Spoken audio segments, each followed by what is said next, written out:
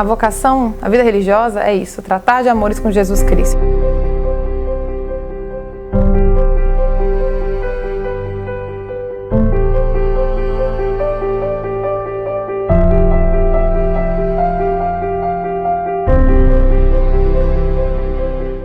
A vocação é um mistério. O Papa João Paulo II dizia que cada vocação é uma obra-prima do amor de Deus.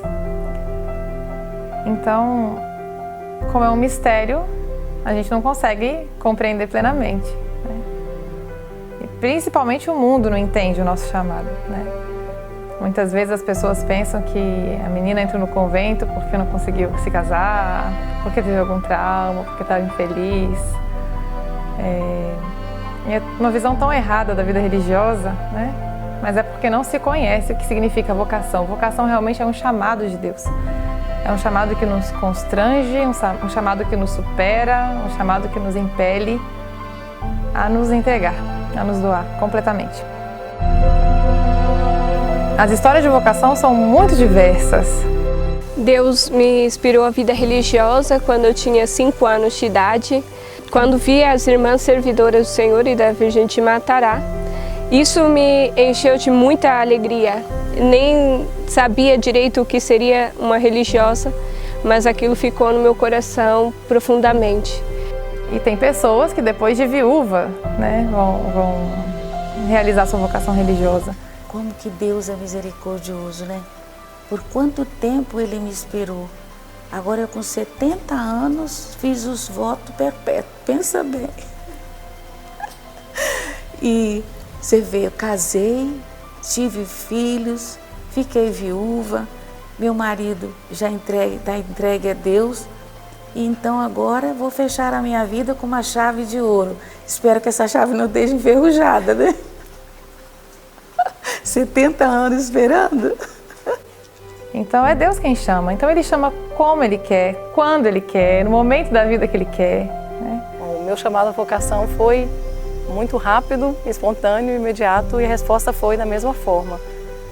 Porque nunca pensei em ser religiosa, mas a partir do momento que eu entendi o que Deus queria de mim, eu fui correndo. E por quê? Porque era o que eu buscava sempre sem saber. Eu sempre buscava um homem ideal, algo ideal na minha vida, um relacionamento ideal, e esse homem ideal. E quando eu entendi que esse homem ideal era Cristo, que esse esposo era Cristo, não teve como nos dizer sim, e nos dizer um sim para sempre, e com toda a força.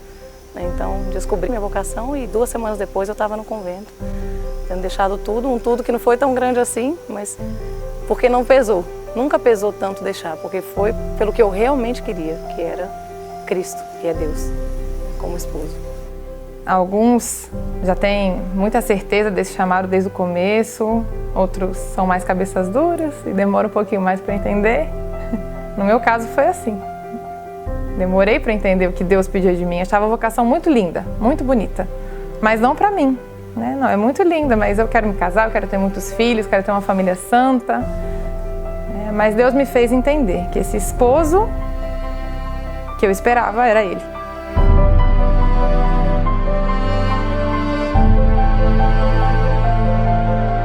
É impressionante isso, como o amor e a misericórdia de Deus não se cansam de nós. Então é um chamado que realmente te incomoda o coração, é um bom incômodo, né? A gente não se sente mais preenchida pelas coisas do mundo e nem pelas coisas boas que o mundo te dá. Você pode fazer muitas coisas boas na igreja, você pode estar envolvida, né, em tantos projetos muito bonitos, ter uma vida de oração séria, mas ainda não te preenche, porque a sede da alma consagrada é realmente dar tudo para Deus.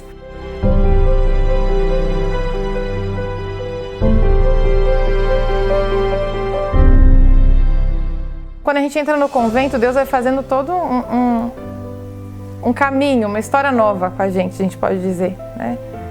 Então, a gente primeiro se despoja das nossas vestes seculares, recebe a cruz, no nosso caso a cruz de Matará, depois a gente muda o nosso nome. Imagina, você recebe o nome de Nossa Senhora, depois você corta o seu cabelo, é um romper com a vaidade do mundo. O seu único desejo na vida, e seu anseio, sua loucura de todos os dias deve ser agradar somente a Jesus Cristo, seu esposo. Recebe o hábito e você se torna noiva de Jesus. Então é tudo muito novo. E bem, aí vai passando o tempo, e aí chega o momento de professar seus primeiros votos. Então essa noiva vai se tornar a esposa de Jesus. E no coração o desejo é para sempre. A gente faz os votos por um ano, por mais um ano, por mais um ano, por 3 anos, para depois chegar nos votos perpétuos. Mas desde o começo, o nosso coração deseja, eu quero ser esposa para sempre. Eu não estou fazendo uma experiência, o amor não tolera experiência. O Papa João Paulo II também fala isso. É um amor total, um amor fiel, um amor fecundo, um amor pleno, né? Livre. Assim como o amor de Jesus pela igreja. Né? Assim a gente deve corresponder ao amor de Deus. E depois desse caminho, né, desses 6 anos de votos temporais, finalmente chega o grande dia, né, que a esposa de Cristo espera. Que é no qual ela vai poder se prostrar diante do altar do sacrifício de Jesus, ao qual ela tem que se unir todos os dias, porque esse é o sentido da nossa vida. Né? Essa união íntima de coração a coração com Jesus Cristo, né? Nessa união está a glória de toda religiosa. A gente sabe que ali é o encontro da misericórdia com a miséria, né? Nossa pequenez com a grandeza de Deus.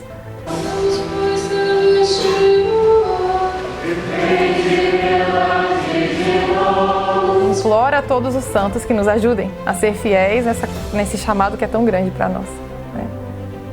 E aí vem os outros sinais sensíveis. A gente recebe a aliança, né? Aliança, que significa esse desposório com o Rei Eterno.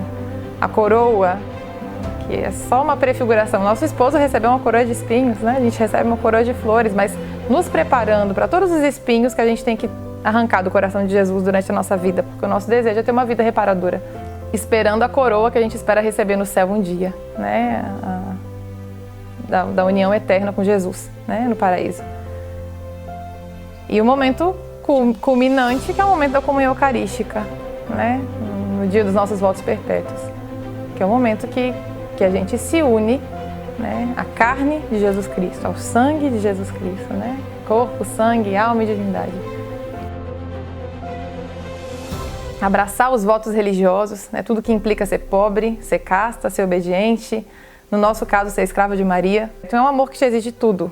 Bom, o fato de deixar tudo para a gente também significa uma purificação. Deus vai purificando o nosso amor em relação também à família, aos amigos, todos com quem a gente convivia.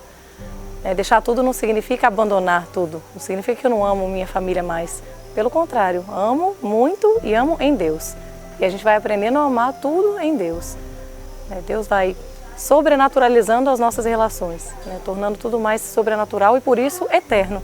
E por isso muito mais forte, porque é espiritual. Os laços que me ligam aos meus pais agora são muito mais fortes. Meus pais, meus irmãos, meus amigos. Porque são em Deus e a partir de Deus.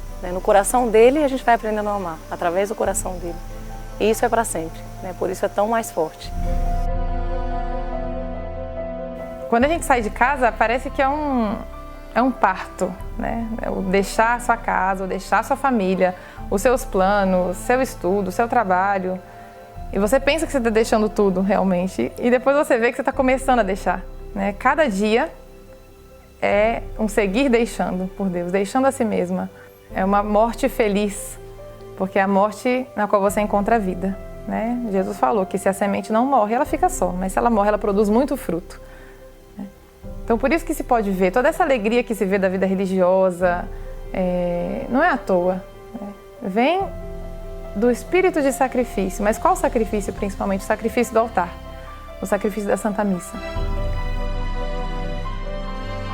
Bom, quando Deus chama uma alma, Ele não se preocupa só com a salvação dessa alma. Ele tem um plano de salvação muito grande e muito maior. Então, Deus me chamou, mas não pensou só em mim, em me salvar. Ele quer salvar todas as almas e para cada um tem um projeto de salvação. Mas atrás desse chamado e desse sim que eu dei, isso ressoa para a eternidade. E ressoa para muitas gerações. É como na revelação que foi feita a Dom Bosco. Deus salva gerações dos religiosos, não só um religioso. Então Ele queria salvar a minha família, não só a minha família, mas todos os que têm contato comigo. Imagina uma freira quando sai na rua. E todos que veem essa freira e se lembram de Deus. E muitas vezes voltam a Deus por olhar uma religiosa, por ver um hábito religioso. Então Deus tem tudo isso em mente quando escolhe uma alma e espera essa resposta positiva. Essa servidora tem muito relação com a Nossa Senhora, com o nosso quarto voto de escravidão mariana. Pois, como vemos nos evangelhos, Nossa Senhora sempre servindo. Quando a sua prima Santa Isabel precisou, ela não mediu esforços para ir até ela e ajudar. ou mesmo nas bodas de Caná também, quando faltou vinho. E assim sempre, quando nós precisamos, sempre invocamos Nossa Senhora e ela sempre não deixa de nos ajudar. E a vida religiosa se desdobra nesse mistério, né, o mistério da Virgem Maria. Ser servidora significa levar Deus às almas em qualquer lugar e a todas as almas, né? O carisma é muito amplo e muito profundo e por isso é tão grandioso, né? O que é ser servidora? É levar a encarnação do Verbo a todos os homens e a tudo o que é o homem, o ser humano. E por isso é tão grandioso. Cada um na sua missão está levando o Verbo encarnado. Por exemplo, a Mãe dos Consagrados no mosteiro, eu e a Irmã Esponsa como prefeitas no juniorado, auxílio na casa provincial, sabedoria no larzinho. Então, em toda essa amplitude que é o carisma, cada uma de nós está levando a encarnação do Verbo onde Deus quer, com o que Deus nos pede agora. Tudo que pode ressoar do coração de uma esposa de Jesus nesse dia dos votos perpétuos é um cântico de ação de graças. Não tem outra coisa. E que Deus nos ajude a ser fiel, né, por intercessão da Santíssima Virgem, a essa augusta, misteriosa, profunda e belíssima vocação. Como a gente só pode ser feliz fazendo a vontade de Deus. Espero perseverar até o fim da minha vida, sendo esposa de Cristo crucificado. Agora eu posso dar graças a Deus com a profissão perpétua, tomando consciência da responsabilidade que eu tenho diante de Deus, da igreja e da congregação, de poder ser uma servidora, uma outra humanidade de Cristo, e assim poder levar as almas até Deus. Sobretudo ser esposa de Cristo e mãe das almas.